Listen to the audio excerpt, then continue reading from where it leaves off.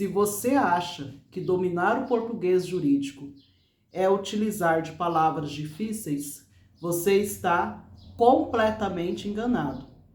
Hoje eu vou te mostrar de forma prática qual é a diferença entre o português comum e o português jurídico e como isso muda completamente a forma que você se comunica com juízes e também nas suas petições. Eu sou Elaine Cristina da Silva Moura, advogada e mentora. E esse vídeo, ele faz parte da nossa série sobre prática na advocacia na vida real. Então, já deixe o seu like e siga esse canal. Vamos lá. Por qual a importância do português jurídico? Na faculdade, nós aprendemos o quê? O direito. Mas ninguém ensina a falar como advogado.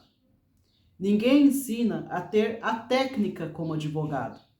Nós temos, sim, a noção de português jurídico. Entretanto, nós não aprendemos a ter a técnica. E é exatamente isso que diferencia o profissional que convence e o profissional que confunde. Saber ter uma boa técnica nas suas petições e nas suas alegações garante o quê? O êxito das suas demandas ou na sua defesa, se você for o advogado da parte contrária. Vou citar aqui um exemplo prático de um advogado que não soube ter a técnica necessária para convencer o juiz. Ele elaborou uma petição inicial totalmente confusa.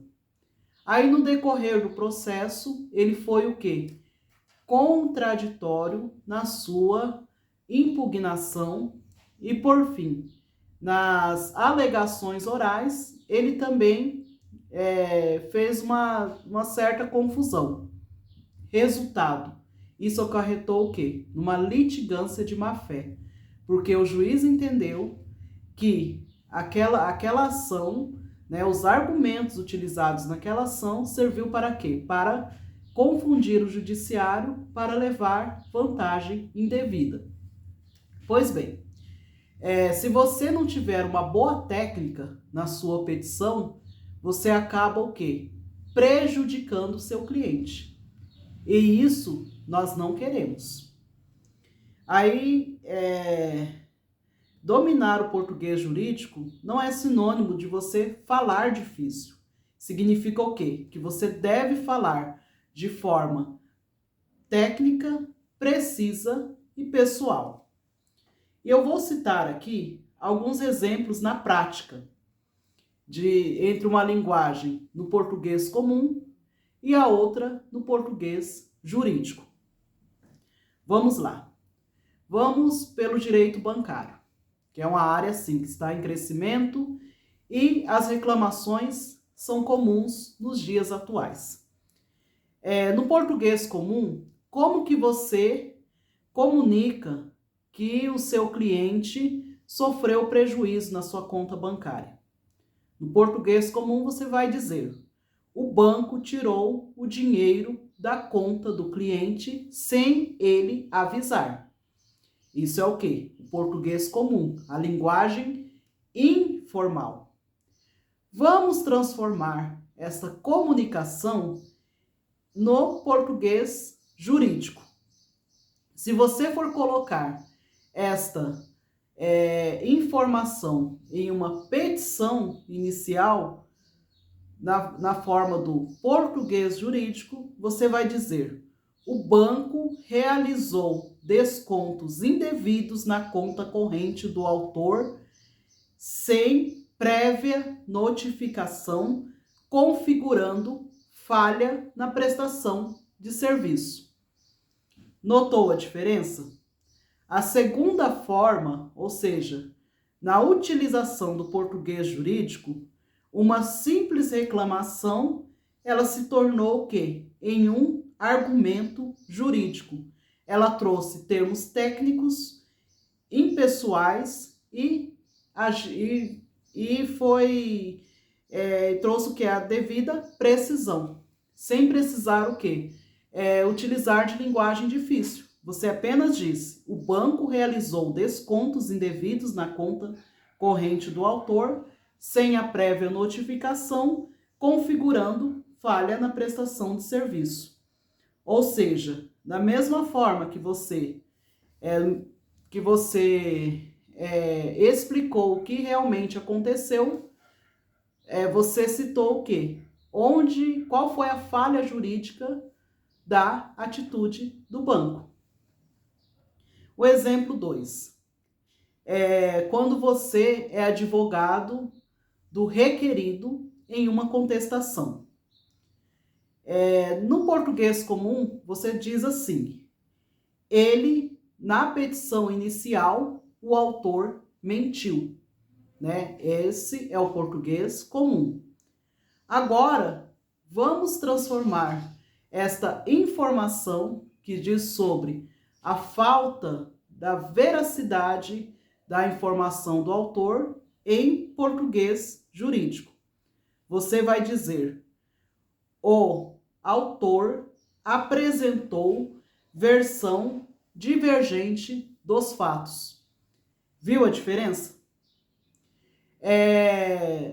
Agora, em uma ação de pagamento, de execução. No português comum, você vai dizer: ela pediu para você pagar. No português jurídico, você vai dizer: a autora requereu o pagamento devido. Ou seja, no português jurídico, você retira a emoção e adiciona o quê?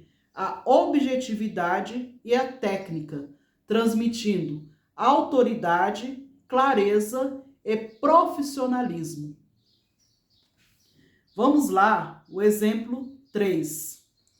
O exemplo 3, eu vou colocar aqui uma ação de execução de pensão alimentícia. No português comum, eu vou dizer: ele não pagou a pensão e foi preso. Agora, no português jurídico, eu vou dizer: o executado deixou de adimplir a obrigação alimentícia, razão pela qual foi decretada a sua prisão civil, nos termos do artigo 528, parágrafo 3º do Código de Processo Civil. Ou seja, no português jurídico, qualquer frase precisa remeter a norma ao fundamento. E isso mostra o quê? O domínio técnico da linguagem forense. E como aprender a escrever o português jurídico? Muitos acreditam que isso é o quê? Isso é talento, que isso seja vocação. Não é. Qualquer pessoa pode dominar o português jurídico por meio do treino, leitura e prática constante. Vou citar aqui algumas dicas para você que tem o interesse em dominar o português jurídico. A primeira dica: crie o hábito de ler sentenças e decisões judiciais. Nas sentenças e nas decisões judiciais, você tem a noção de como os magistrados, como os desembargadores constroem os seus argumentos.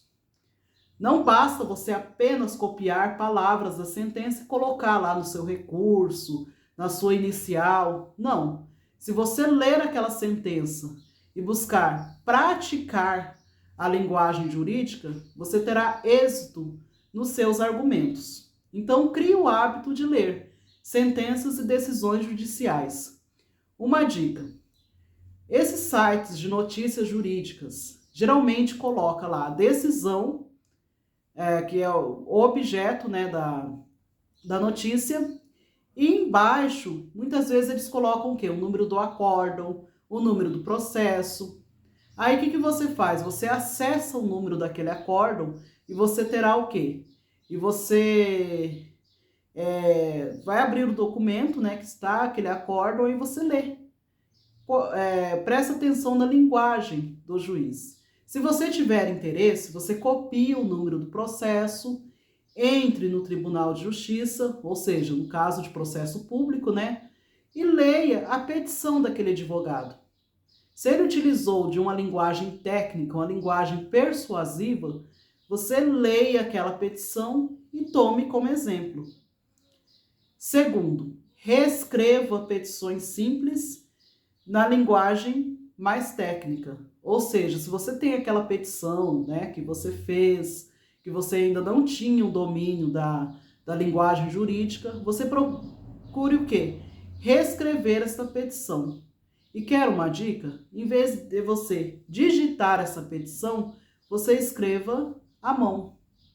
Porque essa prática de você escrever é mais fácil para quê? Para você guardar, né, o que você está escrevendo.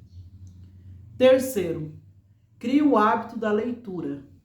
A leitura enriquece o nosso vocabulário. E por fim, prefira a clareza. Hoje em dia, não adianta você fazer o quê? Você elaborar uma petição de 90 páginas.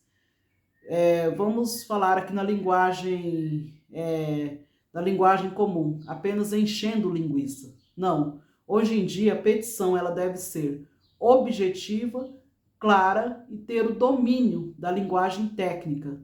É preciso ter o quê? Estratégia, tanto na sua inicial, quanto na sua defesa e quanto no seu recurso.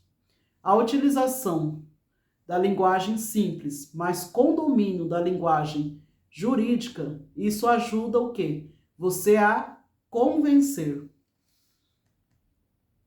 Ou seja, dominar o português jurídico é dominar a ferramenta da sua profissão. O advogado que comunica bem, que escreve com precisão e fala com clareza, o que ele conquista? Ele conquista o respeito e conquista também a confiança. Se você deseja aprender mais sobre prática jurídica e comunicação, se inscreva aqui nesse canal, porque na próxima aula eu vou te mostrar como transformar uma petição simples em uma petição persuasiva. E se esse vídeo te ajudou, compartilhe com aquele colega que tem dificuldades em elaborar as suas peças e também de utilizar uma linguagem técnica. Muito obrigada!